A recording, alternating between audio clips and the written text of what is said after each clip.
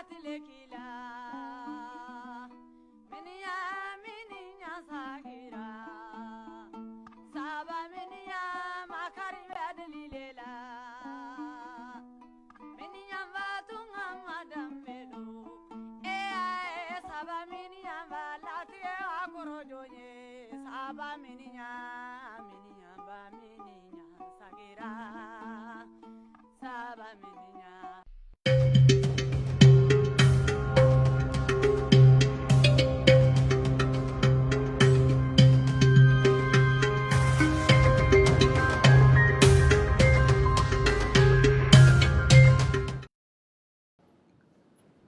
Maliyɛnw assalamu alaikum n ka foli bɛ jamanaden bɛɛ lajɛlen ye mɔgɔ mɔgɔ bɛ k'an lamɛn nin wagati in na Ouverture Media bɔlɔlɔ kan n ka foli bɛ aw bɛɛ lajɛlen ye fɛn fɛn bɛ k'an lamɛn an ka bɔlɔlɔsiraw n'o de ye Facebook YouTube fo ka taa se Instagram ma an ka foli belebeleba bɛ aw bɛɛ lajɛlen ye k'a fɔ aw bɛɛ lajɛlen ye ko aw bisimila jɛmukan kan jɛmukan mun n'a bɛ wele ko OM Live ye jɛmukan ye mun bɛ sigi aw ye dɔgɔkun kɔnɔ siɲɛ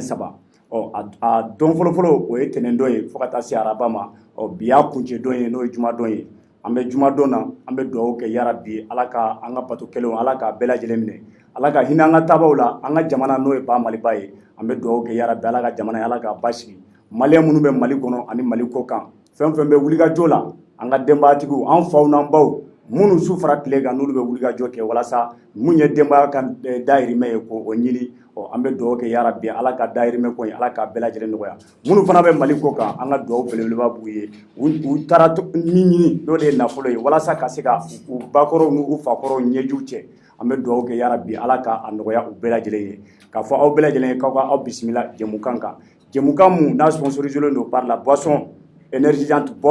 Boss ye boisson ye mun nana ka na ni jɛmukan ye k'a jɔyɔrɔma tɔntɔn walasa anw bɛ se ka wulikajɔ bɛɛ lajɛlen sabati cogo min na mun ye kunnafoni tanfan ye ka laseli kɛ aw ma aw minnu bɛ anw lajɛ aw minnu ye danaya ta ka da anw kan foli belebeleba a bɛ nin boisson ye ka tila ka dugawu kɛ boisson ye ala ka a kɛ sanbalaɲɔ ye o tɛmɛnen kɔfɛ comme an y'a fɔ aw ɲɛna cogo min na anw bɛna sigi an nana sigi tuguni an nana sigi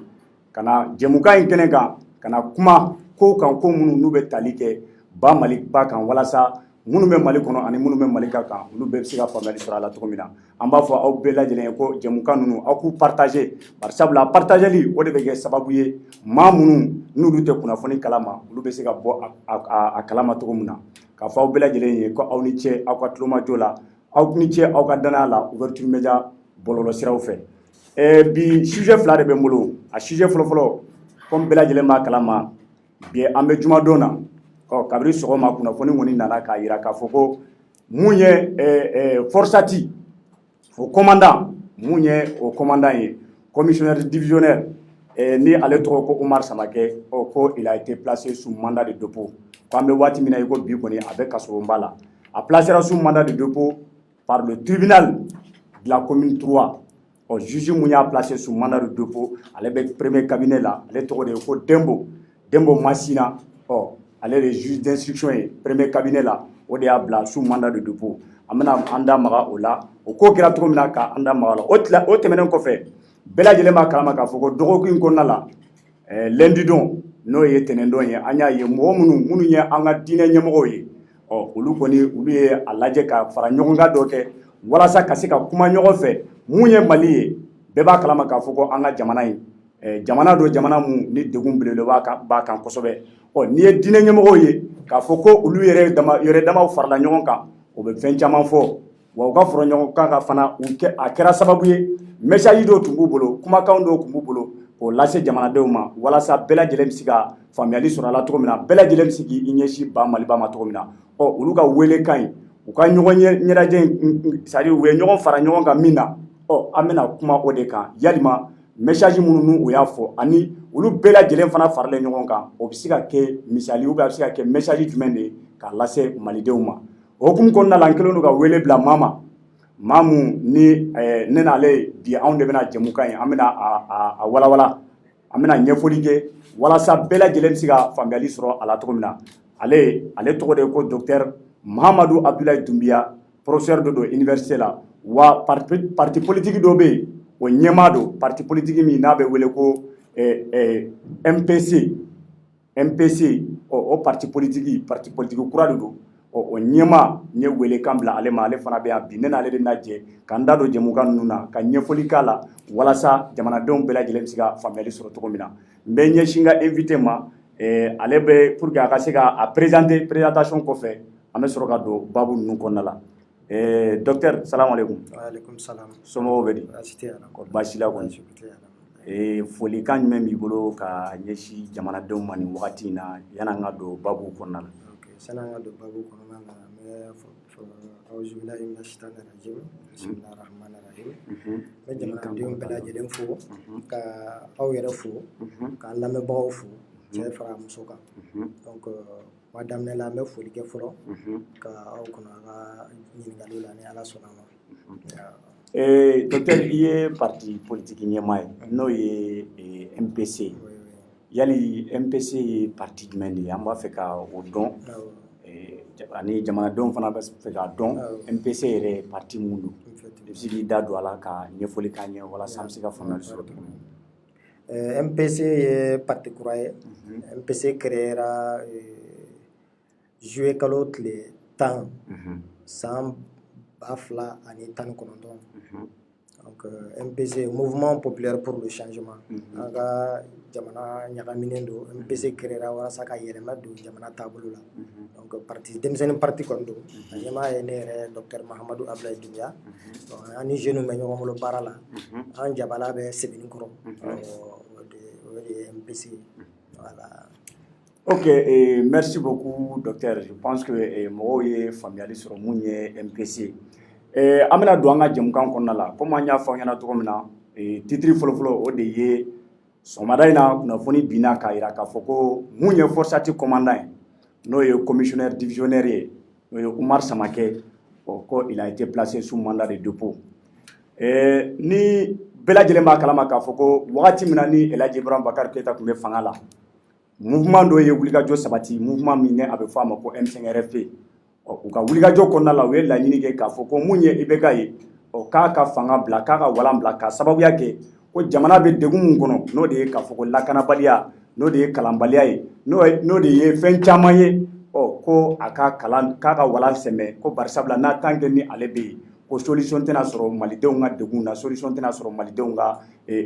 ko ɲɛnaboliw la o hokumu kɔnɔna la an y'a ye o mouvement ye wulilen wagati min na u ye kɛlɛ boloda wagati min na u ye mouvement ninnu boloda ka wulikajɔ kɛ walasa mun ye IBK ye a bɛ se ka bɔ fanga la an y'a ye o kɔnɔna la degun dɔ nana bɔ a kɔnɔ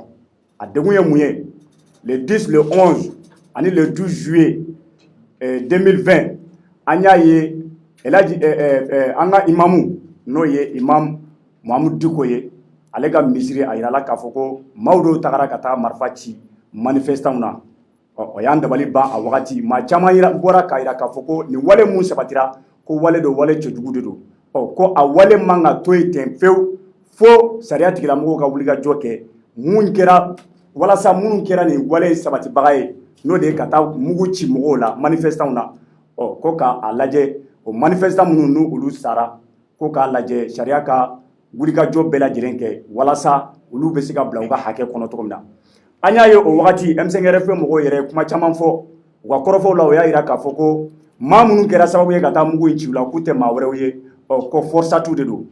a wagati kuma caman fɔra bɛɛ y'a jira k'a fɔ ko mun ye M5RFP mɔgɔw ye n'u ka comité stratégique n'ale ɲɛmaa yɛrɛ kun ye Choguel Kokala Mayiga ye bi ale de ye marabolo ɲɛmɔgɔ ye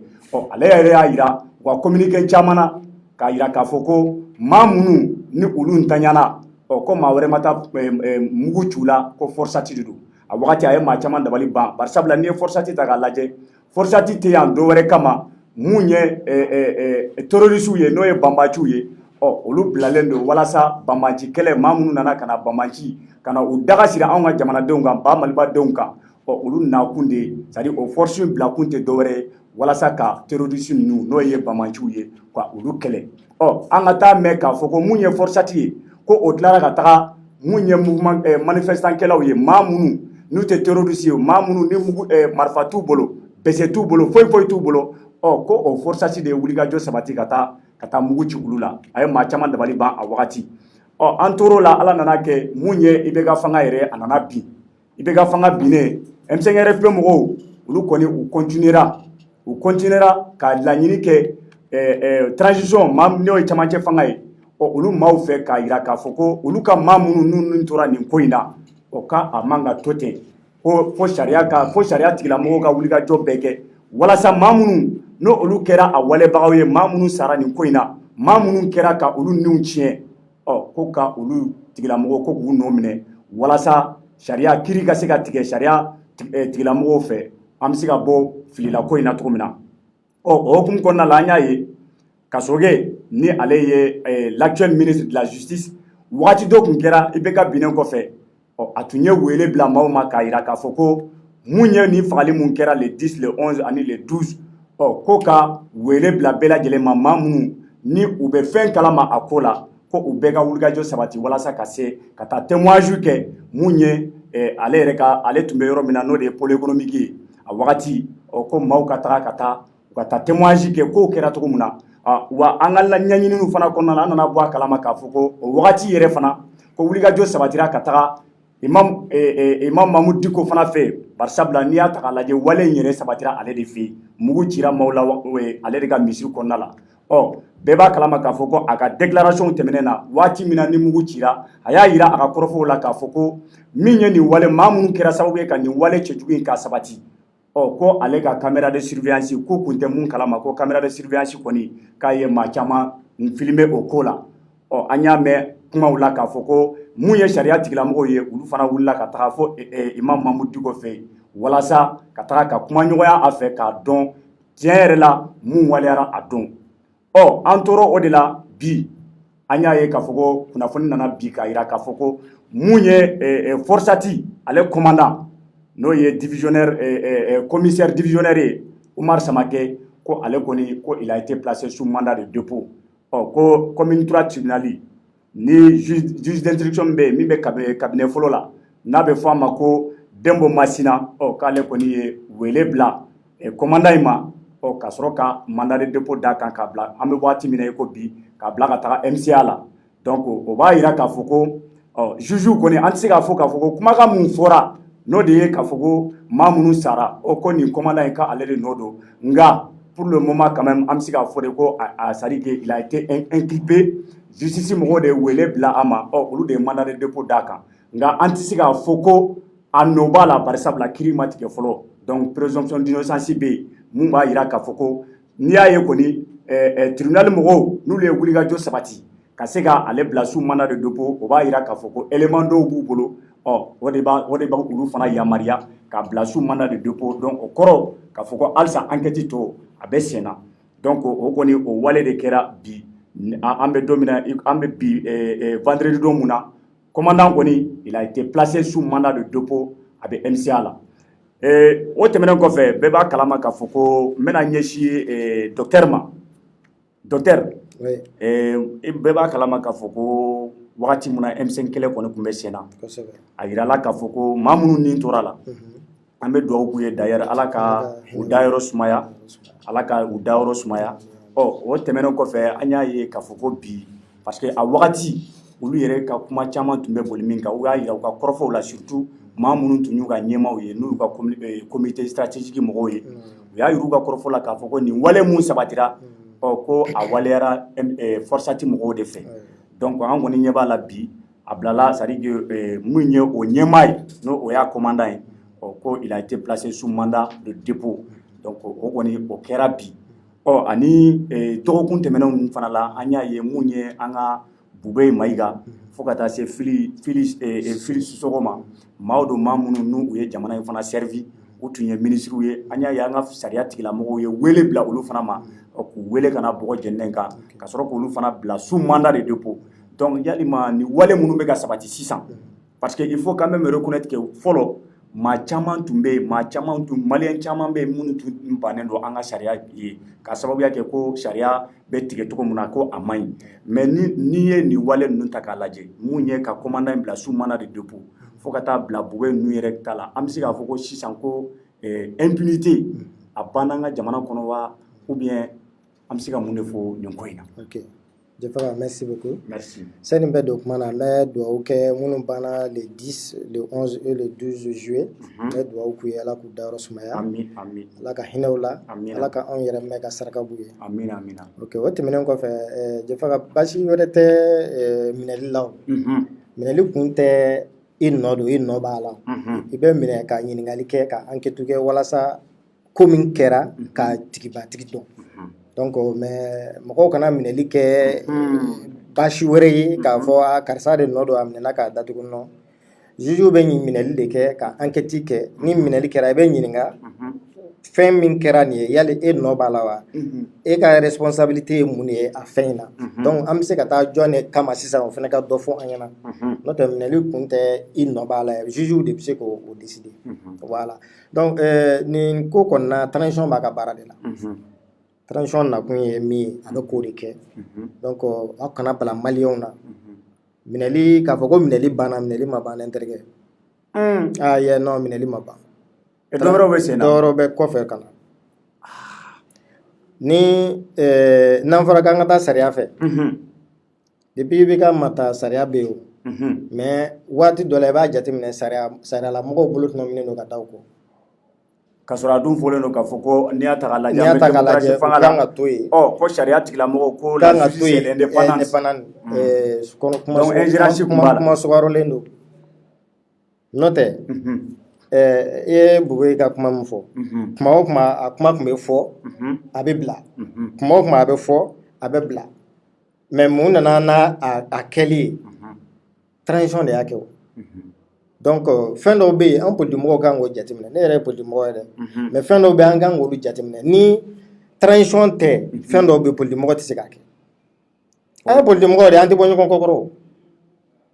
e bɛ fɛn dɔ e bɛ ne servi fan dɔ fɛ e bɛ se ka ne kɛ ministre ye fan dɔ fɛ e bɛ ne kɛ directeur ye fan dɔ fɛ ni ne nana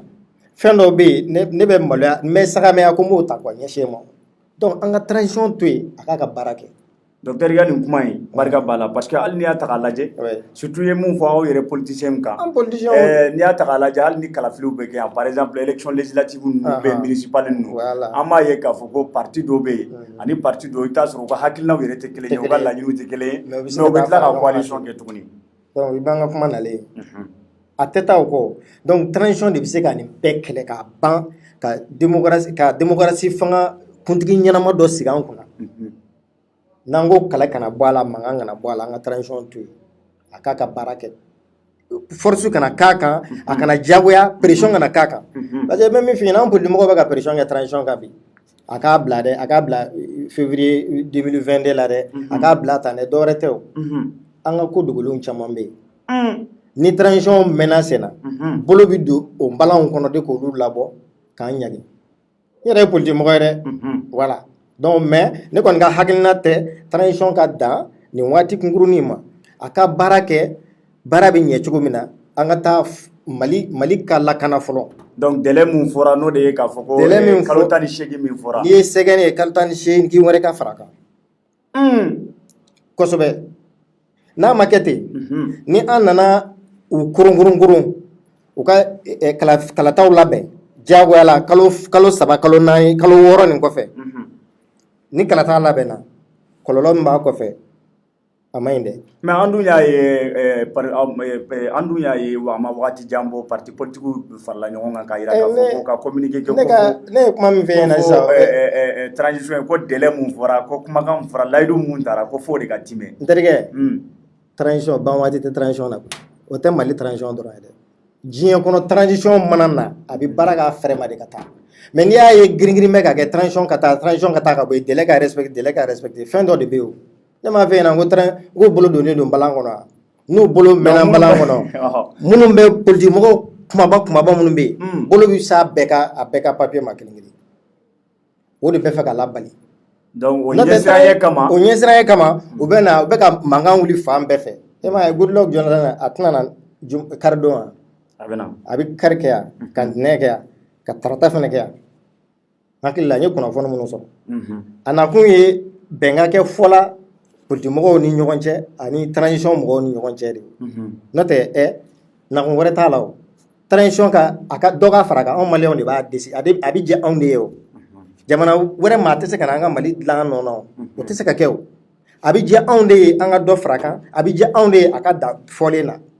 wa kuranɛkolo tɛ dɛ fɔlen tɛ kuranɛkolo ye k'a tɛ se ka yɛlɛmɛ dɛ yɛlɛmɛ bɛ se ka don a la waati bɛɛ la n'an anw jamana ka anw maliyɛnw diɲɛna n'a ye yɛlɛmɛ bɛ don a la waati bɛɛ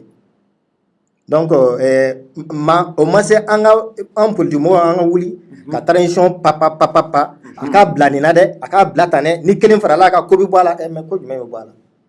jamana coronna olu ɲɛna yan bɛlɛ de bɔra a la mais est ce que olu fana ka o kɔrɔfɔ o tɛ parce que n'i ye camancɛ fanga yɛrɛ ta k'a lajɛ wagati min na a bɛ sigi olu tɛ k'a fɔ de ko layidu kan mun taara an ka marabagaw fɛ n'o ye o camancɛ fanga marabagaw ye k'a fɔ ko mun ye kalo 18 ye ko o tɛ fɛ est ce que olu fana jɔyɔrɔ tɛ ni a fɛnna ni c'est à dire que n'u ma délai ni respecté degun kana na don jamana kɔnɔ parce que il faut quand même reconnaître que Mali fana bɛ organisation de la degun donna jamana kɔnɔ ka ban degun b'an fɛ yan kabi IBK ma bi o degun b'an fɛ yan an ka jamana tilancɛ tɛ bolo la t'an ta ye o degun bɛ tɛmɛ o kan an kɛrɛfɛ jamana minnu an bɛ charte minnu respecté an bɛ organisation minnu na olu y'an dɛmɛ ni mun ye MINUSMA min filɛ an fɛ yan o nana an ka kɛlɛtɔ juguya foyi ma bɔ a la UEMOA CEDEAO kɔni ko tɛ G5 Sahel o yɛrɛ fana kɔni ko tɛ o u bɛ wari ni ninnu ma bɔ an fɛ yan an tɛ lafiya donc f'olu ka taa ni ninnu ma bɔ an fɛ yan an tɛ lafiya wa transition min b'an kunna olu de bɛ se k'an dɛmɛ ka an ka région minnu tɛ an ta ye ka an lase olu la ka ɲɛ wa temps dɔ ka d'u ma administration ka taa bɛɛ la n'o tɛ ni administration tɛ yɔrɔ min na élection maa bɛ élection ko fɔ yen nɔ administration de bɛ élection organiser o mais administration tɛ yen papier tɛ yen min b'a to mɔgɔw bɛ taa sɛbɛn ta tɛ ka bila kalata sɛbɛn minɛn kɔnɔ o élection jumɛn bɛ taa organiser an kana ɲɔgɔn nɛgɛ falisiw sogo la falisiw la koyi o kɔni parce que n'i ye jamana yɛrɛ ta k'a lajɛ an bɛ wagati min na ko sisan kumaw fɔcogo la a yirala k'a fɔ presque 80% même du territoire o t'an ta ye n'o t'an ta ye an bɛ taa élection jumɛn kɛ élection tɛ se ka kɛ o fo jamana bɛɛ de ka kɛ au moins fo a 95% de ka k'i ta ye fɔlɔ i bɛ se ka yala mɔgɔw bɛ se ka kala bɛ se ka ta tranquillement papali t'a la jabɔ t'a la mais nin cogo la tan an ma taa nin élection in na tan a bɛ kɛ an bɛ taa ten de an bɛ cogo min na nin an bɛ tila ka segin o la nafa b'o la an k'an bolo di ɲɔgɔn ma an ka ɲɔgɔn sen bila an k'an bolo di ɲɔgɔn ma de ka baara kɛ ka ɲɛ ka minnu kɛ kan ka don hali ni dɔ bɛ fara hali ni gouvernement kɔnɔ hali ni politique mɔgɔ dɔw bɛ don gouvernement kɔnɔ président Assimi y'a fɔ a ka kuma na ko inclusivité voilà o inclusivité o hali n'an bɛ segin ka na gouvernement in ka falen politique mɔgɔ dɔw ka don a la CNT o ka falen ka dɔw fara olu kan olu ta 147 la hali ni gouvernement bɛ to a 25 la a nɔ na mais politique mɔgɔ dɔw ka don a la CNT o ka taa 147 la politique mɔgɔ dɔw fana ka fara o kan transition a ka taa ɲɛ donc ka dɔ fara a kan walasa ni transition yɛrɛ sera ka président Ibrahim Boubacar mandat tɔ laban o ka ɲi fo 2023 ni kɔmɔ cɛ donc 2023 n'o o sera sa kalataw bɛ labɛn ka ɲɛ administration tɛ yɔrɔ min na olu bɛ se yen Mali bɛ diya politique mɔgɔ dɔw mana na sisan maa bɛ maa la politique mɔgɔ tɛ se k'a mɛn mais procureur Touré fo bi alhamdulilayi a bɛ an ka commune na commune 4 la ale nalen don ko caman ɲɛnabɔ anw ka sigida la n b'a fo nin kɛnɛ kan ka procureur bɛɛ lajɛlen fo ka jamana ɲɛmɔgɔw fo ministre n b'o bɛɛ lajɛlen fo mais kɛrɛnkɛrɛnnenya la n bɛ foli lase procureur ma bi ni politique mɔgɔ de tun bɛ an kunna bi a kun ti tɛmɛ kalo fila kan commune 4 kunna parce que a bɛ ka wale minnu kɛ peut-être n'a mana politique mɔgɔ dɔ la dɔrɔn a bɛ bɔ yen jamana bɛ se ka jɔ kan an ka tiɲɛ fɔ ɲɔgɔn ɲɛna sa hali n'an ko man ni ɲɔgɔn ye cogo cogo an ka tiɲɛ dɔw fɔ ɲɔgɔn ɲɛna an ka sɔn ɲɔgɔn ka tiɲɛ dɔw ma quoi vraiment ni ye Boye ka minɛli lajɛ a ma fɔ ko Boye nɔ b'a la o jatigiw de bɛ ka bɔ ɲininiw bɛ ka kɛ minnu nɔ b'a la nafolo kasabi min taara da fɛ walasa o bɛ se ka lasegin jamana kɔnɔ minnu nɔ b'a la n'u bɛ ɲangi ni min ye o ka ɲangi n'o ye jugement ma kɛ fɔlɔ foyi ma kɛ o bon o la ni maa min wulila ko i b'o kɛ kɛlɛko ye a bɛ ɲɛnabɔ o la a ka gɛlɛn bon o politique mɔgɔ kelen-kelenw an yɛrɛ politique mɔgɔ kelen-kelenw n'i y'a ta k'a lajɛ jamana man kan ka di anw politique mɔgɔw ma sisan démocratie jamana an b'o kan dɛ mais jamana man kan ka di anw ma sisan cogo di ka d'a kan n'a dira anw minnu ma sisan fɛn o fɛn bɛ sen na ni kiiriko don ni nafasɔrɔ sira don a si tɛ ɲɛnabɔ bilen ka d'a kan politimɔgɔ tɛ se ka foyi bɔ foyi la n yɛrɛ ye politimɔgɔ ye dɛ mais jamana ko la bɛɛ de bɛ fara ɲɔgɔn kan religieux silamɛw b'a kɛ chrétiens b'a kɛ diinɛmɔgɔ bɛɛ lajɛlen bɛ fara ɲɔgɔn kan ani politimɔgɔ ani société civile an bɛɛ de fara ɲɔgɔn kan sisan ka jamana taa ɲɛ mais ni jamana nana di politimɔgɔ ma sisan a b'a ka politique gɛrɛn de sigi ta k'o bila jamana kunna bon minnu tɛ baara la olu bɛ kɛ ministre ye n'olu poche kɔnɔna ma fa maa tɛ lafiya donc o fana k'i bɔ yen an bɛ waati min na sisan n y'a fɔ cogo min na ko temps ka di transition ma o ye u kana na taa fili jamana ka taa kalifa maa dɔ la c'est min tɛ se ka a yɛrɛ bɔ ko la kuma tɛ k'an ka jamana bɔ o mɔgɔw bɛ yen dɛ bi bi in na Mali mago tɛ politimɔgɔ kɔrɔba ninnu si la fɛn fɛn tun bɛ kabiri développement depuis l'avènement de la démocratie awɔ transition kɔfɛ an mago t'olu si la awɔ min mun fɔ u ka jamanadenw dɔ tɛ yan jamanaden dɔ don a bɛ se k'a kɛ o ka fisa ni ne yɛrɛ ye jamanatigiya la parce que u ye jamana servi ka se niveau dɔ la ne ma se o niveau ma fɔlɔ mais n'i y'a jateminɛ maakɔrɔba ninnu politique maakɔrɔba ninnu Mali la a bɛɛ ka ko dogolen dɔ bɛ tubabu la ka ko dɔ dogolen i n'a fɔ mun u ka secret dɔw u ye kokolo dɔw kɛ ko minnu man ɲi n'a bɔra ka yira a bɛ se ka ko lase u yɛrɛ ma o dogolen bɛ nazaraw bolo o man k'an ka jamana ɲɛmaaw ye n'u ko bɛ ko o ko kɛ ni nazaraw ma jɛn n'a ye a tɛ kɛ i b'a sɔrɔ u donna ko dɔ la ko ɲagaminen dɔ la a ko banna an fɛ yan mais a ko maralen bɛ tulo bilen bolo u tɛ ko bila dɛ u bɛ a mara u mago ma se ma sisan e b'a fɔ k'i b'i ban o ma dɔrɔn u b'a kuni dɔ bɔ ka yir'i la wa anw ko ka nin partenariat signé n'i ma sɔn a ma i ka nin bɛ yen n'an y'a bila a bɛ kɛ kungo ye dɛ donc c'est à dire que le fait que olu fana c'est à dire que u tɛgɛ bɛ nazaraw tɛgɛ u da je vais dire le fait que b'u da donc u tɛgɛ b'u da u tɛ se ka jamana sago kɛ n'a y'a sɔrɔ par exemple ni jamana b'u bolo n'a y'a sɔrɔ ni jamana ka nafa sɔrɔ sira ye nin de ye voilà mais ni o tɛ nazaraw arranger dɔrɔn a tɛ kɛ nazaraw b'a yir'u la k'a fɔ ko an ma jɛn n'a ye an ma jɛn n'a ye wa nin tɛ comme u tɛgɛ b'u da ils sont obligés k'a to nazaraw ta la jamanadenw de bɛ tɔɲɔ o la exemple i bɛ ka na waati a n'a ta waati tun tɛ kelen ye dɛ i bɛ ka na waati tun bɛ jamana fɛ wa a tun bɛ ka baara kɛ ni jamana hakilina ye nka tubabu tulobilen y'a ye ko nin n'an ma dansiri nin na nin bɛ fɛ k'a bɔ an kɔfɛ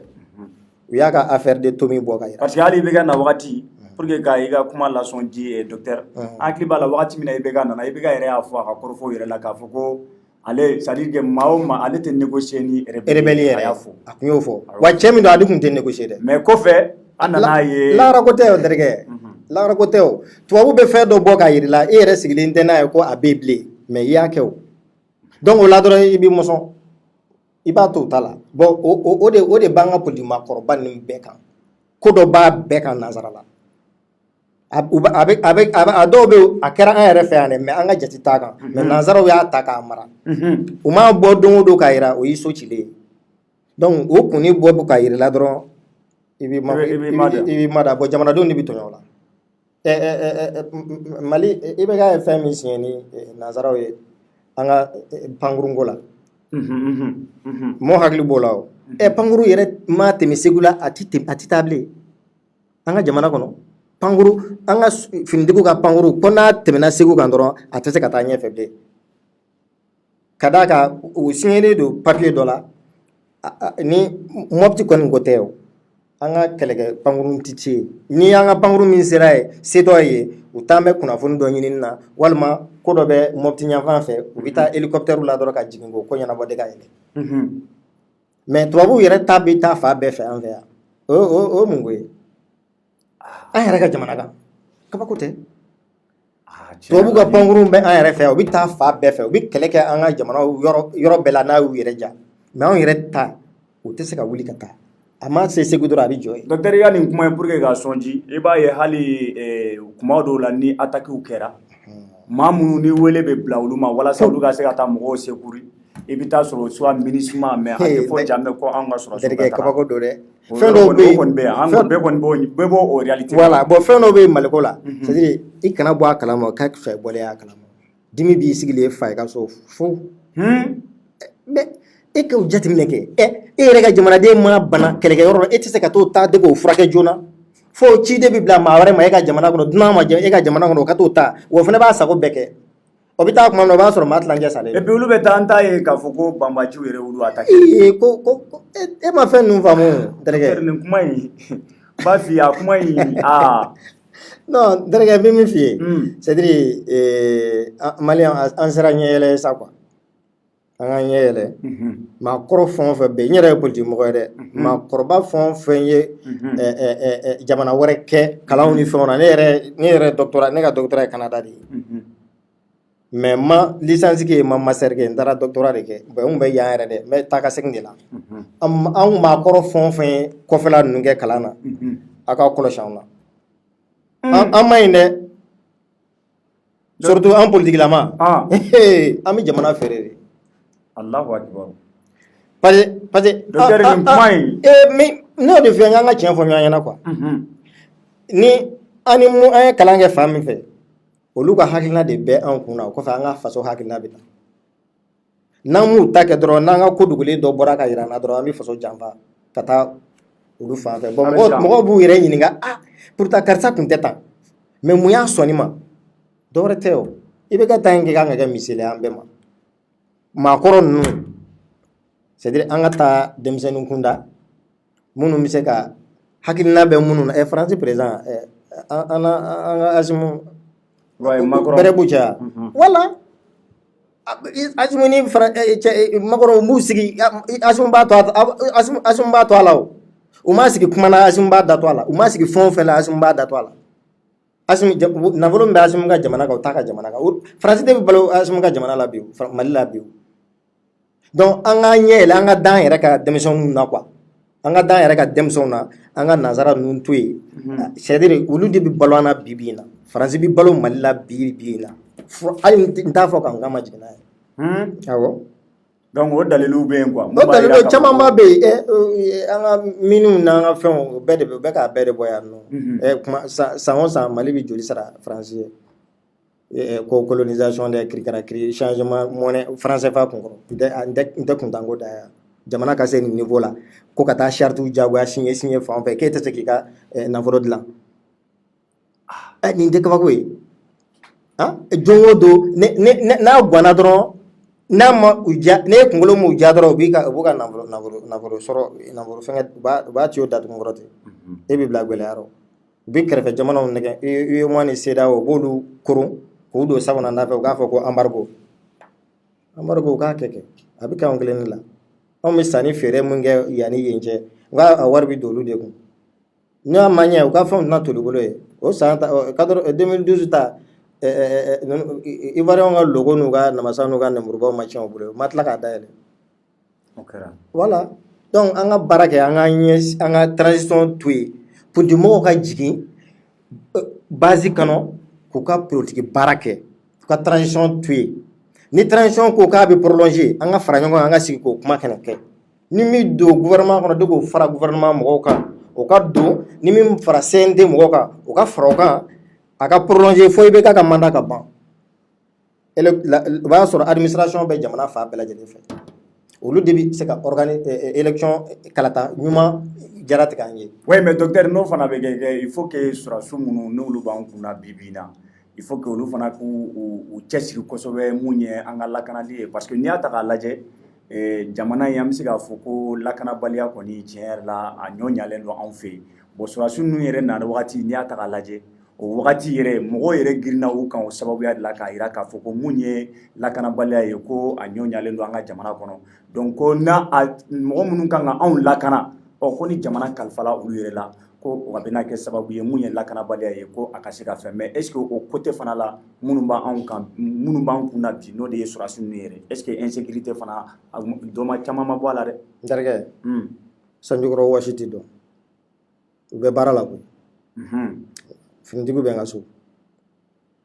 u bɛ baara min na n b'a dɔn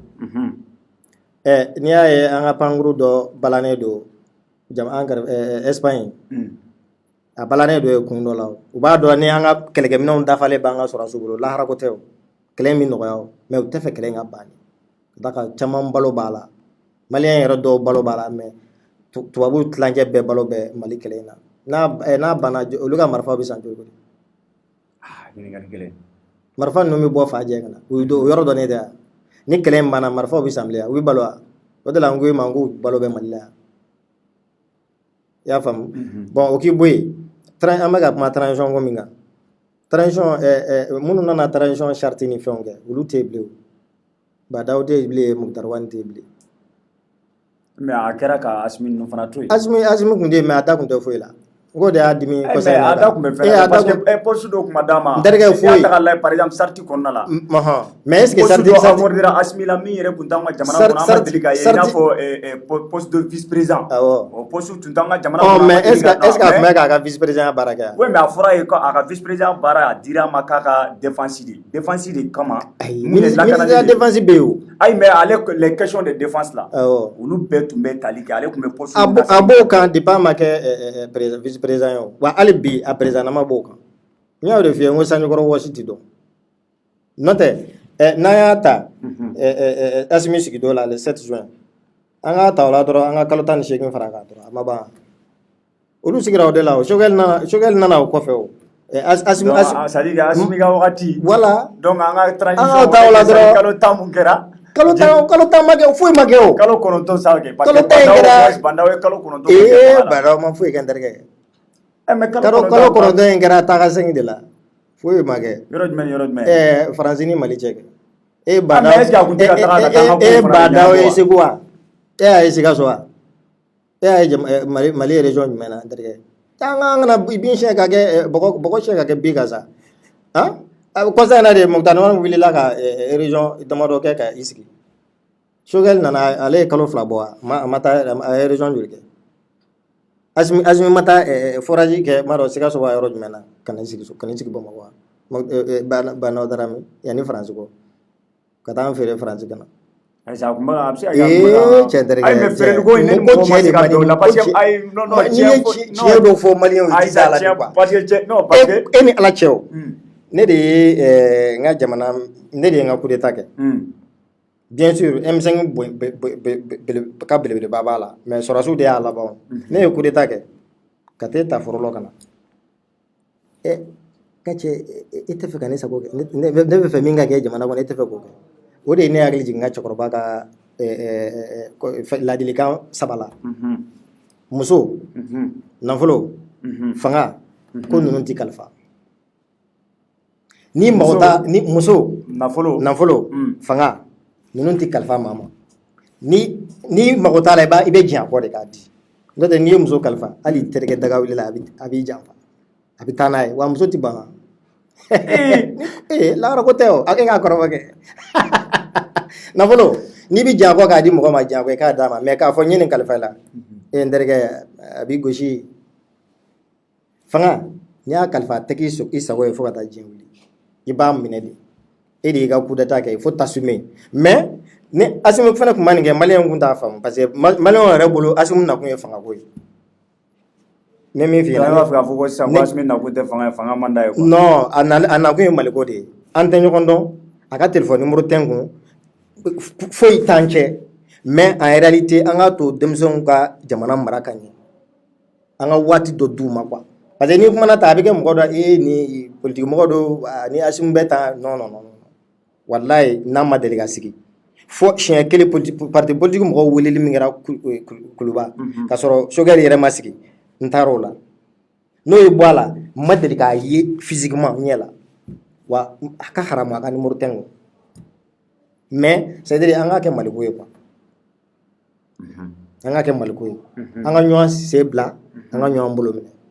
voilà min tun bɛ n fɛ k'a fɔ Bube ka fɛn kan ani minɛli min kɛra minɛliw bɛ kɔfɛ o an ka dugawu kɛ dɔrɔn a ka kɛ basigi kɔnɔ i n'a fɔ tɔ ninnu bɛ k'a kɛ cogo min na ten bon mɔgɔw k'a bila u kunna fɛnɛ karisa minɛna nin na a n'a a jogo b'a la o tɛ kelen ye Kadaka ni mɔgɔ minnu kan ka minɛ don n'a nataw la i bɛ dɔw dɔn. Non, n tɛ maa dɔn o la.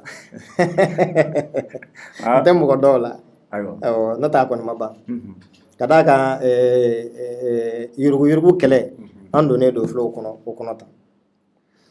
D'accord docteur, faamuyali sɔrɔla nin na kosɛbɛ. N'i ye docteur ka kɔrɔfɔw ta k'a lajɛ, docteur kɔni y'a jira a ka kɔrɔfɔw la mun ye camancɛ fanga ye ni an b'a la ni an marabaga nin wagati in na n'o ye colonel Asimi Goyita ye. Ko a ka kɔrɔfɔw la a b'a jira de k'a fɔ ko mun ye transition in ye bɛɛ b'a kalama k'a fɔ ko camancɛ fanga kɔni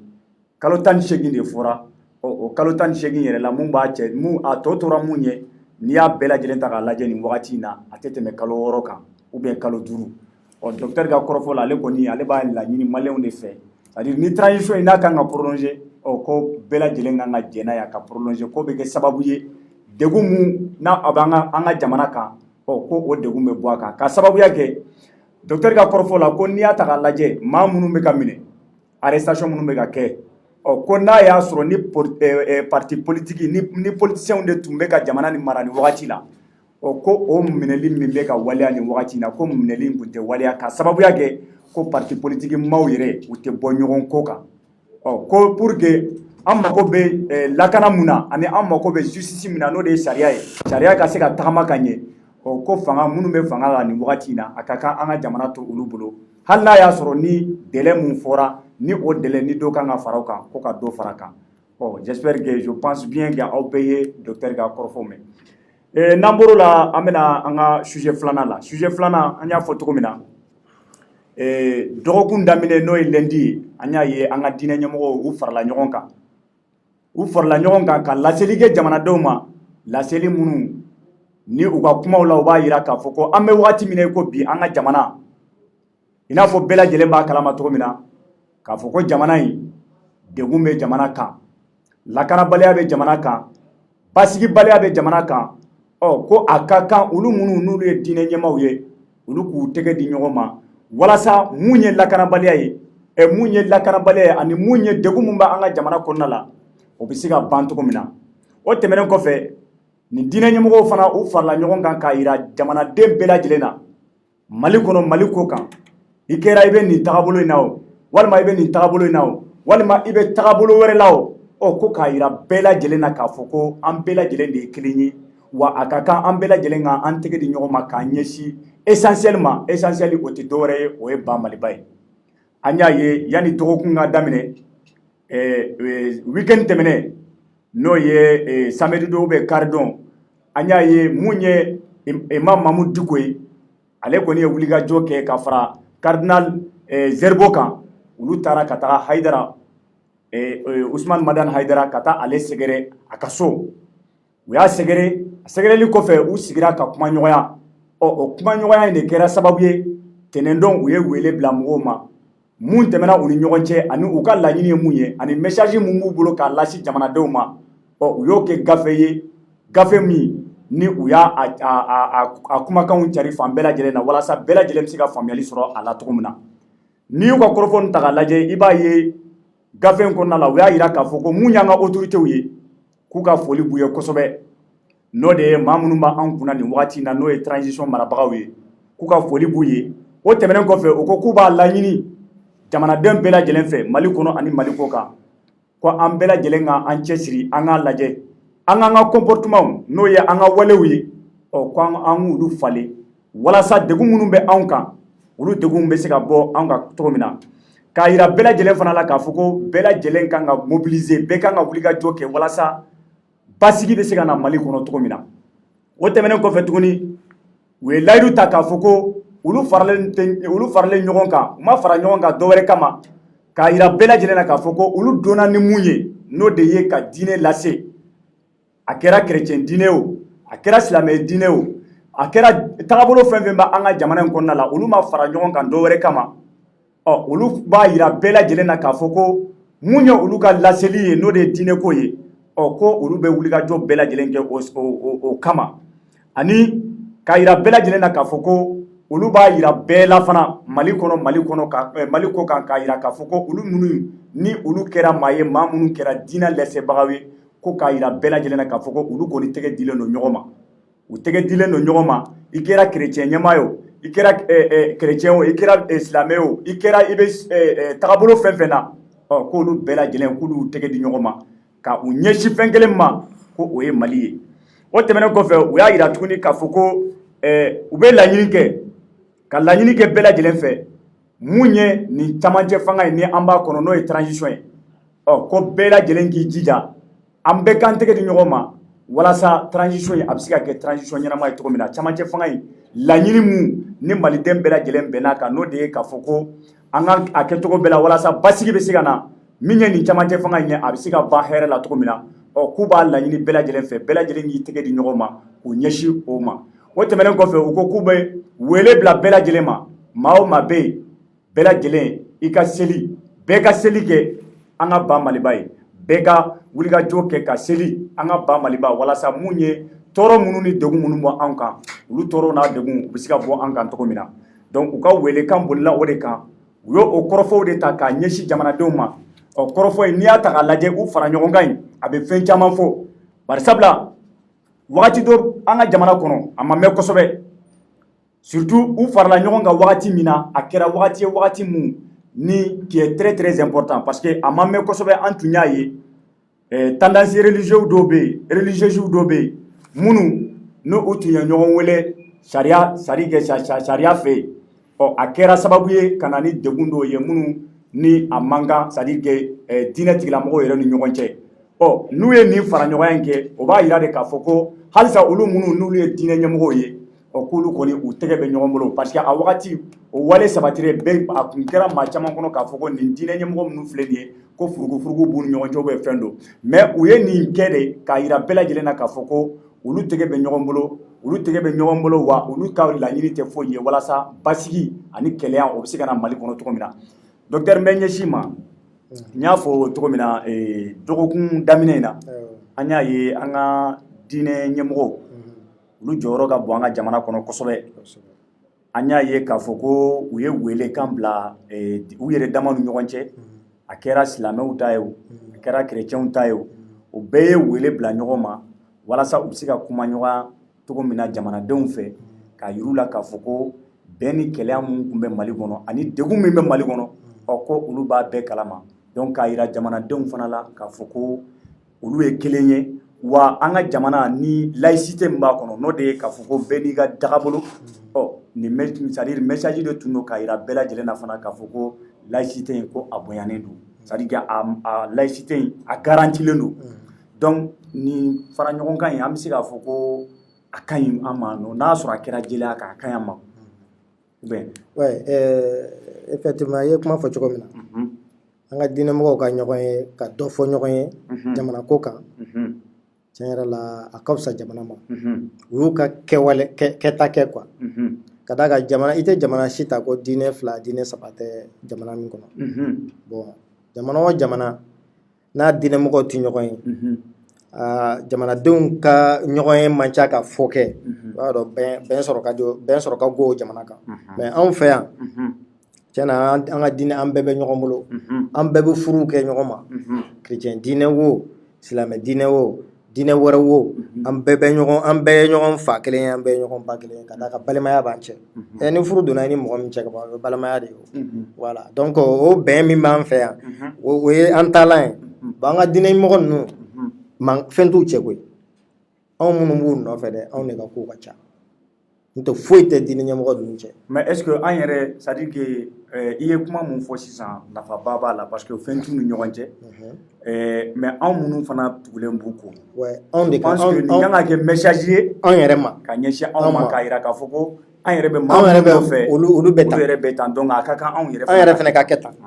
a dabɔra o de kan message in dabɔra o de kama u kɔmɔgɔw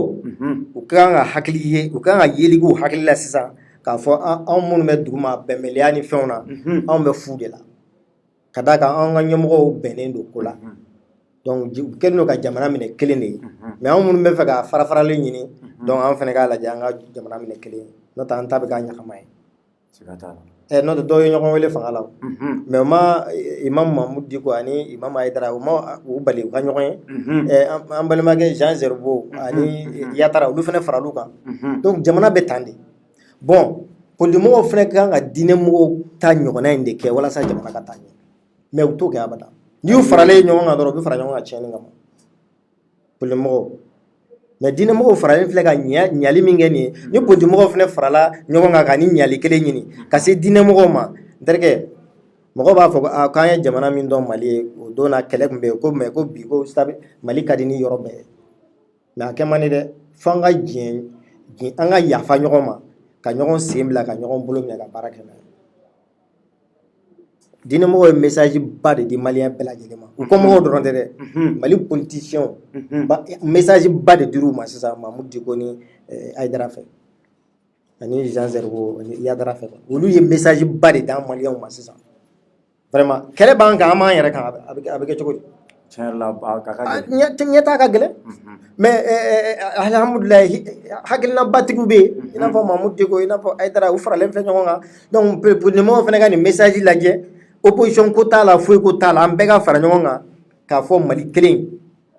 pour que an ka taa ɲɛ n'o tɛ n'a kɛra kɛlɛko ye jihadiste minnu filɛ nin ye somɔgɔw b'u la o somɔgɔw b'u la an ka fara ɲɔgɔn kan i b'a sɔrɔ a dɔ somɔgɔw bɛ yen min bɛ kuma n'a ye a b'a ka marifaw da mais n'o si ma kɛ an bɛ ɲɔgɔn kunkolo foroki la an bɛ ɲɔgɔn sema sɔrɔbɔ la ten a ti ɲɛ quoi voilà donc i ka babu laban in na an bɛ se ka min fɔ nin na ɲininkali laban in na an bɛ se ka min fɔ nin na o ye nin ye vraiment docteur ye docteur ye en quoi an b'a fɛ k'o dɔn ok ne ye docteur ye mɔgɔladon kan gestion des ressources humaines j'ai un doctorat en gestion des ressources humaines je suis professeur d'enseignement supérieur sanfɛ kalanso université mais kalandenw kalan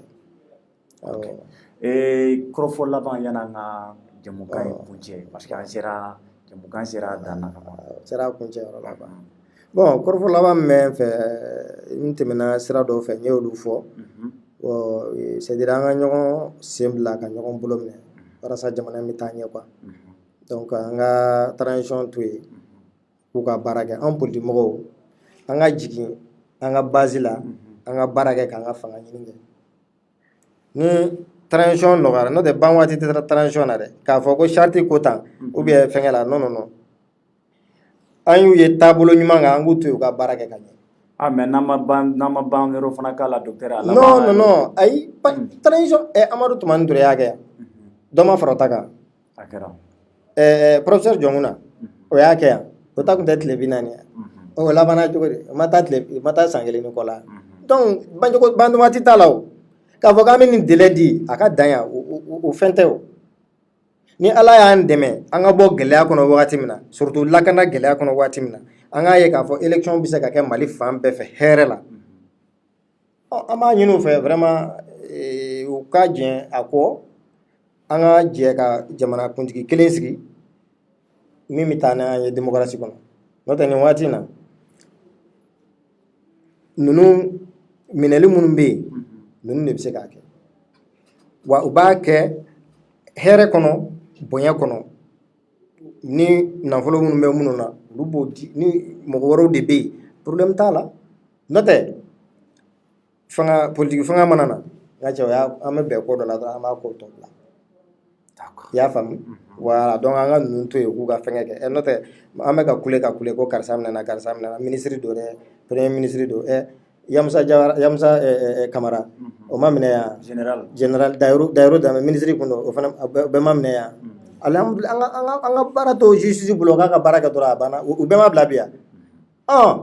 mun bɛ yen ni nɔ ma y'a la problème tɛ yen a man kan ka gɛlɛya o dɔw bɛ k'a fɔ ko juge dɔw ko ta n ko cɛ an ka baara kɛ an ka to juge bolo k'u ka baara kɛ an ka dugawu kɛ jamana ka ɲuman bɔ transition in kɔnɔ politikimɔgɔw ka jigin ka politiki kɛ transition mana ban 2023 la an bɛ jɛ ka mɔgɔ kelen sigi jamana bɛ continuer hɛrɛ la ni Ala sɔnna ma kuma laban de tun bɛ n fɛ n b'aw yɛrɛ fo ka jamanaden bɛɛ lajɛlen fo ka transition mɔgɔw fo n yɛrɛ ka denbaya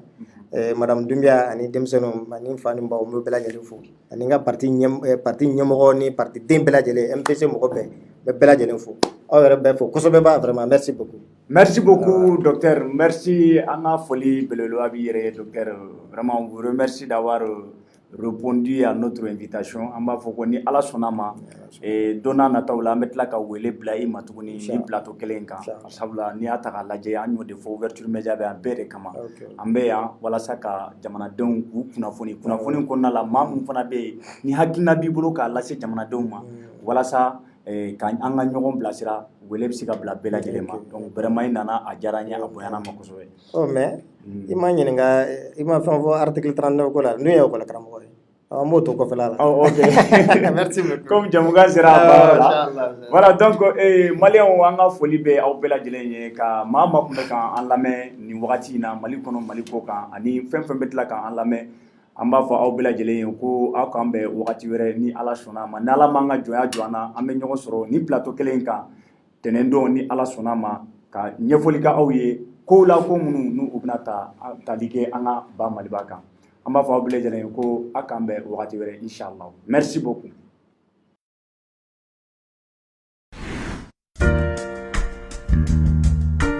Abana peu peu awo auga disukasi tajiko la bolimafɛn ko ta fan o fan o kɔni wa o bana peu peu yarawal nana ka maliyɛn bɛɛ lajɛlen lafiya essence ɲuman gasoil ɲuman tulu ni bolimafɛn minɛn ɲuman bɛɛ lajɛlen sɔrɔ yɔrɔ yarawal de don yarawal la aw ka bolimafɛnw bɛ ko k'a jɛ k'a lahalaya bɛ jateminɛ k'a di ma sawura la i da ɲɔgɔn fila ye o kɔfɛ a ma se k'i yɛrɛ sɛgɛn yarawal la i bɛ se k'i ka fɛnmisɛnnin santaw bɛɛ lajɛlen sɔrɔ wa sɔngɔ damatɛmɛ diya yarawal k'i dɛmɛ i ka taamaw la k'i nisɔndiya ka segin so.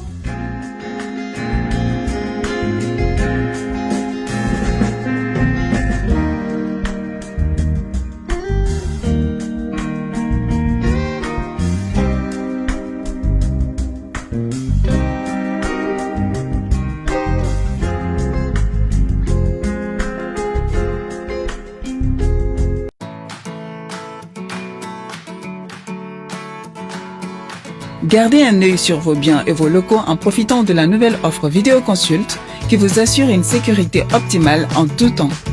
Pendant votre déjeuner,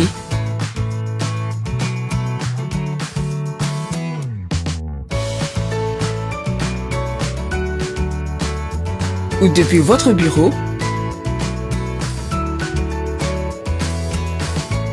ou alors à partir de votre voiture.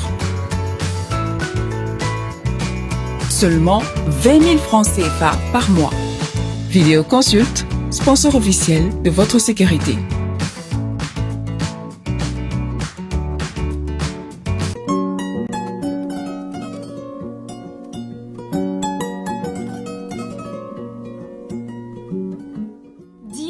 Société Sodima ka safinɛ kura gilannen de don awɔ kana aw lafiya a ka sokɔnɔ baara bɛɛ lajɛlen na fini nɔgɔko b'o la minɛ nɔgɔko b'o la fo ka taa se farikolo yɛrɛ saniyali ma safinɛ dima a jɛnsɛnnen don Mali fan 14 bɛɛ lajɛlen na mɔgɔ minnu fɛnɛ mago b'a caman santa la u bɛ weleli kɛ 75 30 fu ani 51 safinɛ dima safinɛw ka sanbala ɲɔ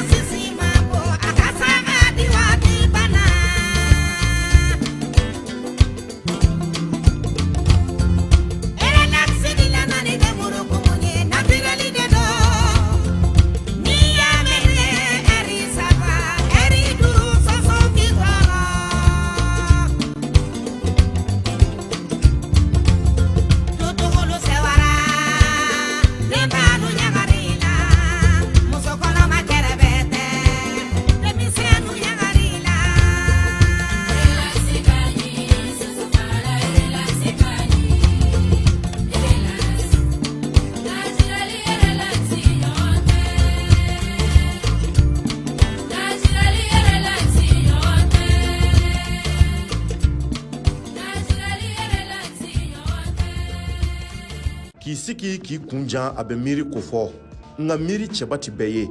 Magic Megastore ale kɛra miiri cɛba dɔ ye ni ka se ka wulikajɔ dɔw sabati ka na ni américains ka produit dagabanaw ye an ka jamana kɔnɔ.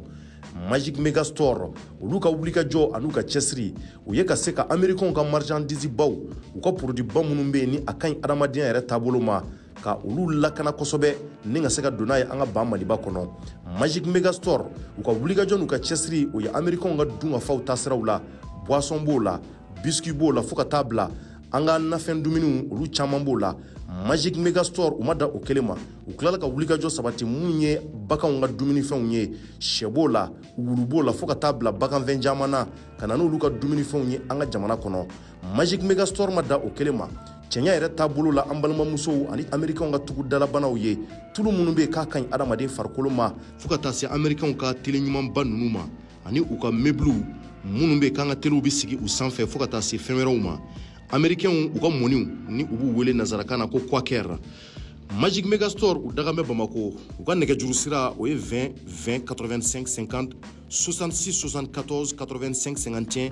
walima 66 64 85 52. Magic Megastore